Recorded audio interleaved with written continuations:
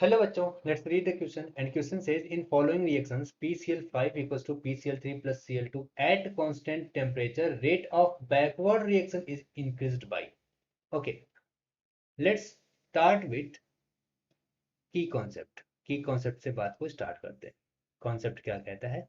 Concept कह रहा है बेसिकली देखिए एक एक इस ऑप्शंस को लेते हैं और उसे एक्सप्लेन करते चलते हैं। हमारा रिएक्शन जो चल रहा है वो कुछ ऐसे चल रहा है PCl5 equals to PCl3 plus Cl2 सारे के सारे गैसियस फेज में है। ओके, सो अब कह रहा है at constant temperature, temperature constant है, rate of backward reaction is increase. Rate of backward reaction कैसे इंक्रीज होगी? जब वो बैकवर्ड तरफ शिफ्ट करेगा। ओके, अच्छा, तो यहां पर जब भी बात शिफ्टिंग की होती है तो हम एक कॉन्सेप्ट को याद करते हैं, that is Le Chatelier principle. Le Chatelier principle को याद करते हैं। ली शैटलियर प्रिंसिपल क्या कहता है? ए से बात करते हैं। फर्स्ट ऑप्शन जो दे रखा है, inert gas mixed at constant volume. जब भी बात कर रहे होते हैं addition of constant sorry addition of inert gas, addition of inert gas, तो दो कंडीशंस होती हैं। पहली कंडीशन क्या है? पहली कंडीशन ये है कि एट कांस्टेंट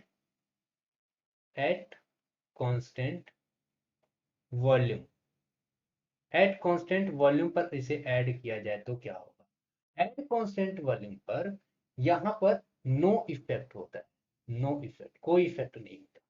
ऐसा क्यों होता है? ऐसा इसलिए होता है कि जो रिएक्टेंट के नंबर ऑफ मोल्स या प्रोडक्ट के नंबर ऑफ मोल्स है वो तो कांस्टेंट है ही, साथ ही साथ वॉल्यूम भी कांस्टेंट है। अब चूंकि वॉल्यूम भी कांस्टेंट है, इसलिए क्या हुआ कि number of moles per unit volume constant यानी कंसंट्रेशन कांस्टेंट हो गया, तो वहां पर कोई इफेक्ट नहीं आया।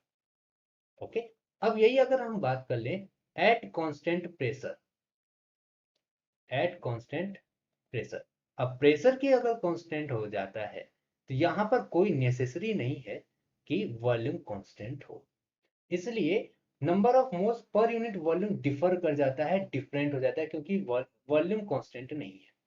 क्योंकि अब ये कांस्टेंट नहीं है, इसलिए यहां पर डिफरेंस आता है। अच्छा, वो डिफरेंस कैसे आएगा? आइए चेक करते हैं। अगर डेल्टा एन जी की वैल्यू ग्रेटर देन जीरो है तो फॉरवर्ड, और अगर लेस देन जीरो है, डेल्टा एन जी की वैल्यू लेस देन जीरो है तो बैकवर्ड, बैकवर्ड शिफ्ट हो जाएगी। ओके, सो चेक कर लेते हैं यहाँ पे डेल्टा एन जी की वैल्यू कितनी होगी इस रिएक्शन के लिए। तो डेल्टा एन जी की वैल्यू जो होगी that is number of moles of gases product 1 and 1, 2 moles है, and gases reactant 1 mole equals to 1 which is greater than 0। तो ये क्या करेगा? फॉरवर्ड डायरेक्शन में शिफ्ट करेगा, जो कि मुझे नहीं चाहिए। ठीक है, अच्छा, ए की बात की गई तो ये तो नो इफेक्ट हो गया। सी की बात कर लेते हैं एट कांस्टेंट प्रेशर पर, तो फॉरवर्ड शिफ्ट कर रहा है, तो ए और सी दोनों के दोनों नहीं होंगे। अच्छा, बी की बात करते हैं। बी कह रहा है Cl2 gas mixed at constant volume. Okay, reaction चल रही है PCl5 equals to PCl3 plus Cl2। Okay, अब कह रहा है कि अगर हम Cl2 को मिक्स करते हैं एट कांस्टेंट वॉल्यूम, तो वॉल्यूम तो कांस्टेंट है, यानी number of moles of Cl2 क्या करेगा? इंक्रीज कर जाएगा। तो overall number of moles of gaseous product क्या करेगा? इंक्रीज कर जाएगा। अब चूंकि number of moles of gaseous product increase कर गया है, इस वजह से क्या होगा? रिएक्शन या इक्विलिब्रियम डिस्टर्ब हो जाएगी। अब इक्विलिब्रियम डिस्टर्ब हुई है तो वो उस तरफ शिफ्ट होगी जिस तरफ वो इस चेंज को नलीफाइड कर पाए, यानी अगर प्रोडक्ट कंसंट्रेशन बढ़ा है तो ऐसे केस में वो बैकवर्ड शिफ्ट होगी ताकि इस चेंज को नल कर पाए।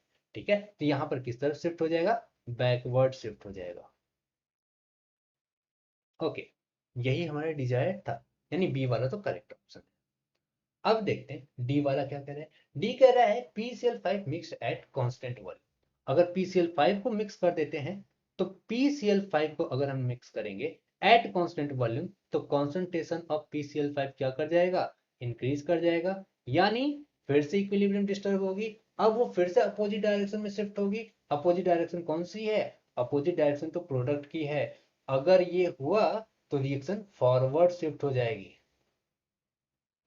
ये हमें नहीं चाहिए था। तो यहाँ पे ये वाला भी गलत हो जाएगा, यानी केवल केवल बी वाला ऑप्शन करेक्ट रहेगा। Hope you understand it well, best of luck.